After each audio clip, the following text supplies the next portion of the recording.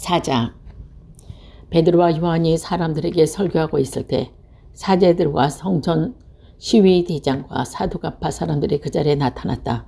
그들은 두 사도가 사람을 가르치며 예수께서 부활하신 사실을 들려주신 사람들로 다시 살아났다고 선전하는 데 격분하여 그들을 붙잡았다. 그러나 날이 이미 저물었는데 감옥에 넣어 다음 날까지 가두어뒀다. 그런데 그 설교를 듣고 많은 사람들이 예수를 믿게 되었고 그 수요는 장정만으로 5,000명가량이 되었다. 이튿날 유다 지도자들과 원로들과 율법학자들이 예루살렘에 모였다. 그 자리에서 대사제 안네스를 비롯하여 가야바, 요한과 알렉산더와 그 밖에 대사제 가문에 속한 여러 사람들이 있었다.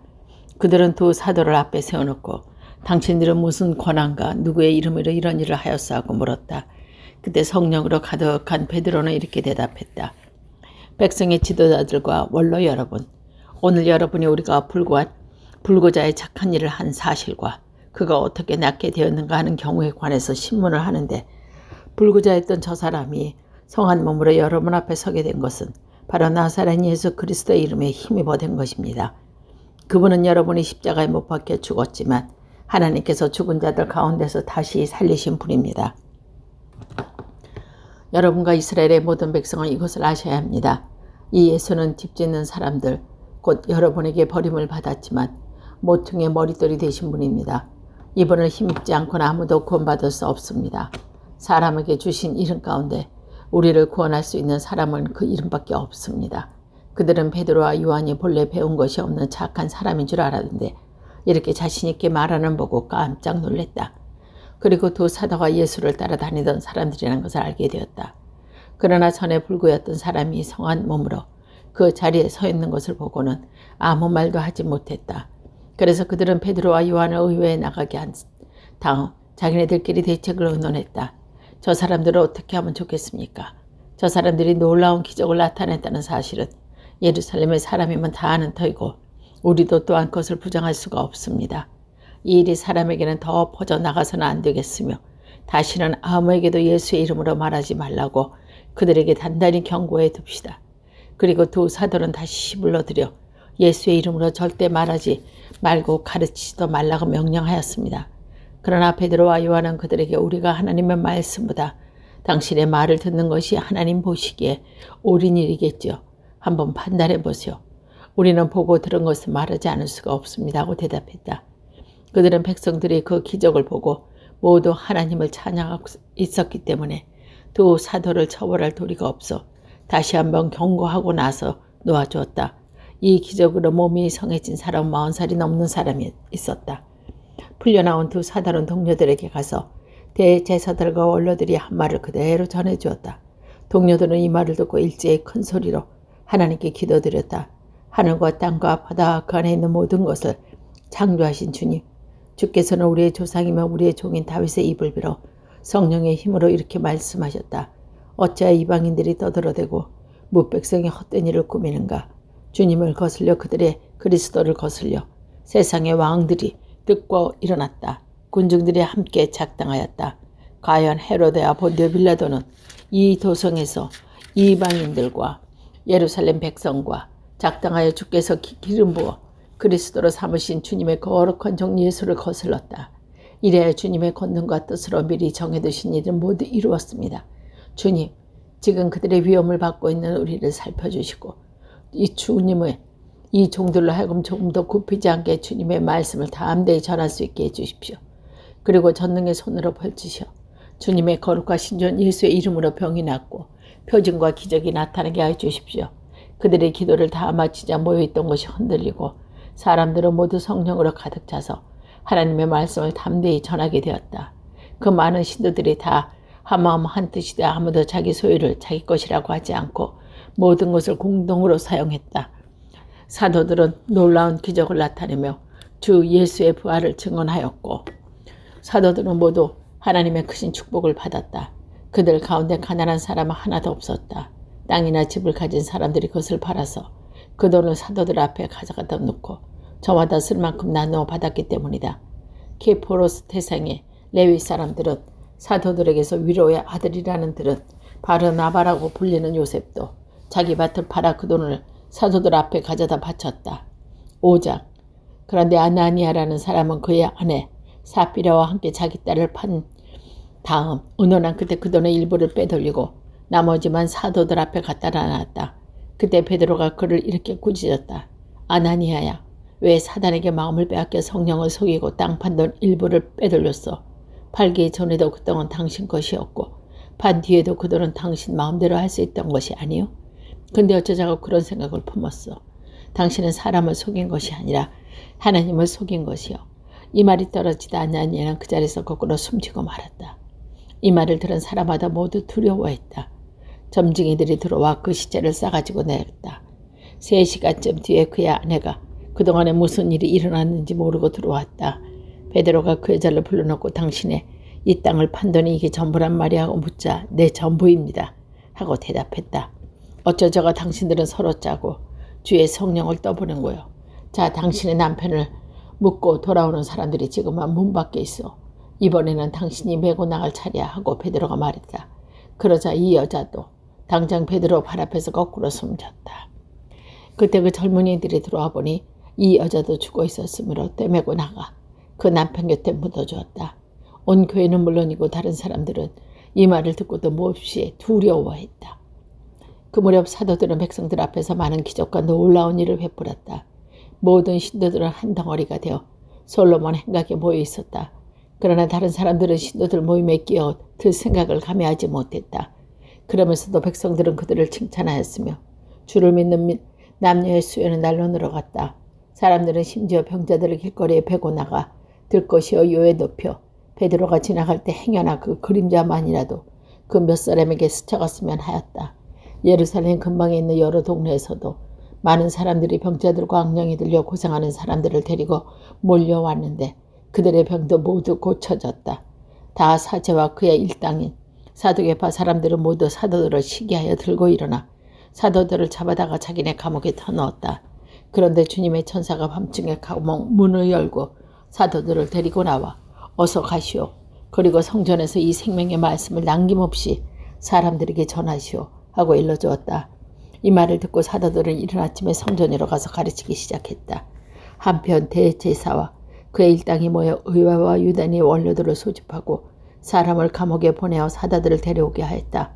경보원들이 감옥에 가보니 사다들의 모습이 보이지 않았으므로 돌아와서 이렇게 보고하였다. 감옥문은 아주 단단히 잠겨 있었고 문마다 간수들이 지키고 있었는데 문을 열고 보니 안에는 아무도 없었습니다. 성전 경비병들과 대사자들이 이 모습을 보고 도대체 사도들이 어떻게 되었을까 하고 어리둥절하고 있을 때 한 사람이 달려와서 당신들이 감옥에 가두어둔 사람이 지금 성전뜰에 서서 사람을 가리키고 있습니다 하고 일러주었다. 그래서 경비대장이 경비원들 한과 한개 사도들에게 데려왔다. 그러나 백성들이 자기네들을 돌로 치까 두려워 폭력을 쓰지 않았다. 그들은 사도들에 의해 데려다 세워놓자 대제사장과 이렇게 신문하였다. 예수의 이름으로 가르치지 말라고 단단히 일러두었는데 당신은 어쩌자고 온 예루살렘에다 당신네 교를 퍼뜨리는가요? 예수의 피에 대한 책임을 우리에게 뒤집어 쓸 작정이요. 베드로의 사도들은 이렇게 대답했다. 사람에게 복종한 것보다 오히려 하나님께 직접 하는 게 좋지 않겠습니까? 우리 조상들의 하나님께서는 여러분이 나무에 매달아 죽인 예수를 다시 살리셨습니다. 그리고 하나님께서는 그분의 지도자와 구세주로 세워 당신의 오른편에 높이 올리셔서 이스라엘을 회개시키고 죄를 용서받게 하셨습니다. 우리는 이 모든 일의 증인입니다. 하나님께서 당신에게 복종하는 사람들에게 주신 성령도 그의 증인이십니다. 그들은 이 말을 듣고 격분하여 사도를 죽이려 하였다. 그런데 모든 백성이 존경받던 율법거사 가브리엘이라는 바리새파 사람이 의회들 앞에 나서서 사도를 잠깐 밖으로 내보내라고 한데 이렇게 말했다. 이스라엘 동포 여러분, 이 사람들을 조심하게 다루는 것이 좋겠습니다.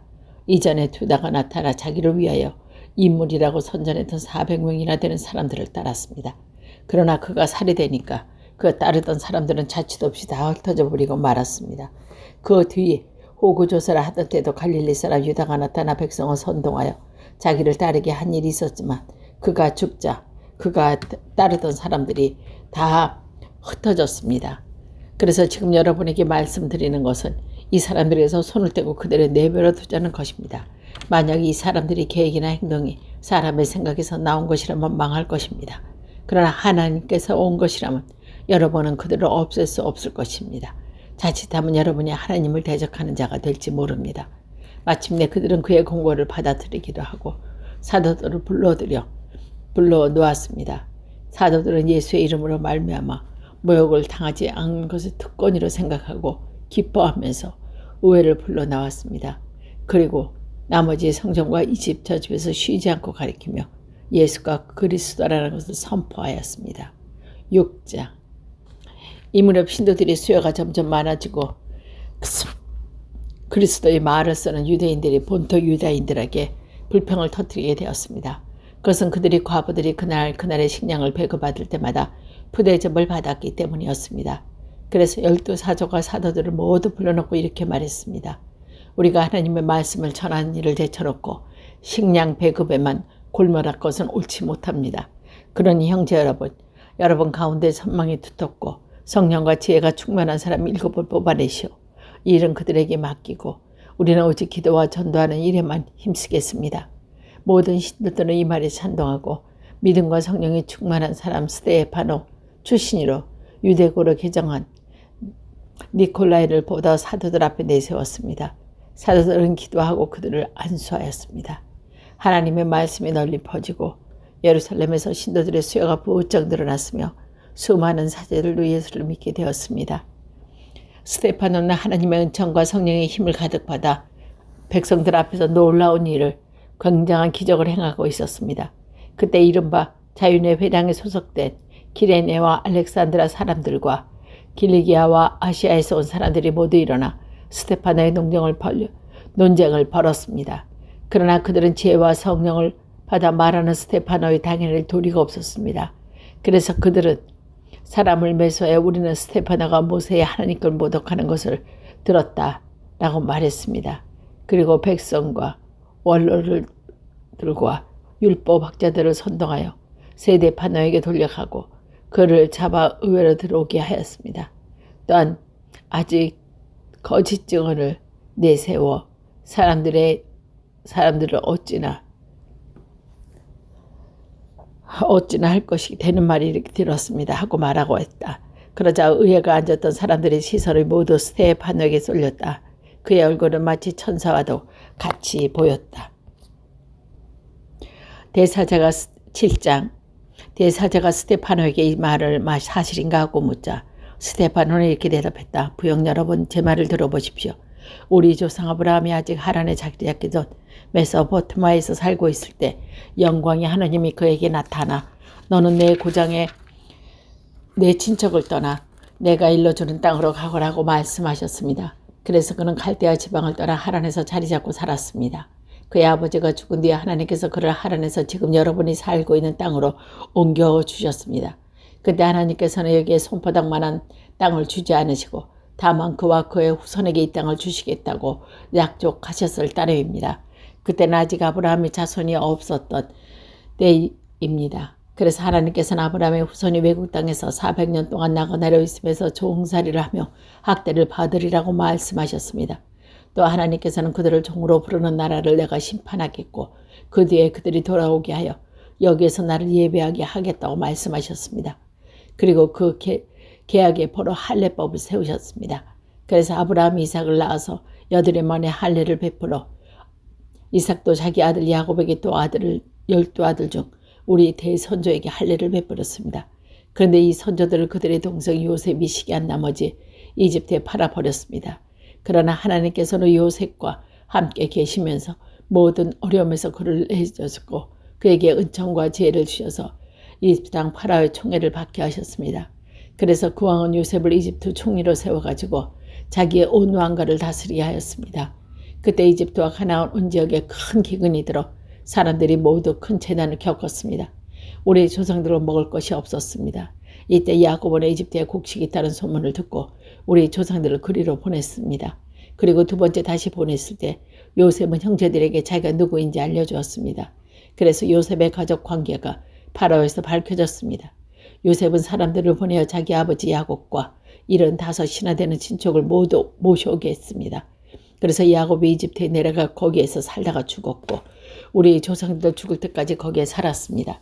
그들의 유해는 세금으로 운반되어 그거 표지에 묻혔는데 그것은 전에 아브라함이 세금에 살던 하몰 자손에게 은전을 주고 사들인 곳이었습니다. 하나님께서 아브라함에게 하신 약속을 이루어 주실 때가 가까이 와 오자 우리 백성은 번성해서 온 이집트 땅에 퍼져나갔습니다. 그런데 요셉의 내력을 알지 못하는 다른 왕이 이집트를 다스리게 되었습니다. 임금님은 우리 결의에서 교활한 정책을 써서 우리 조상들을 학대하였고 갓난 아기들이 태어나 버리게 하여 하나도 살아남지 못하게 하였습니다. 모세가 태어난 것은 바로 이때였습니다. 그는 하나님의 은총을 받은 귀여운 아이였습니다. 그는 4달 동안 아버지 집에서 자라다가 그 부모가 태어나 버린 뒤에 파라오의 딸이 데려다가 양자로 삼아 길렀습니다. 이렇게 해서 모세는 이집트 사람에게 모두 학문을 배워 말과 행동이 뛰어나게 되었습니다.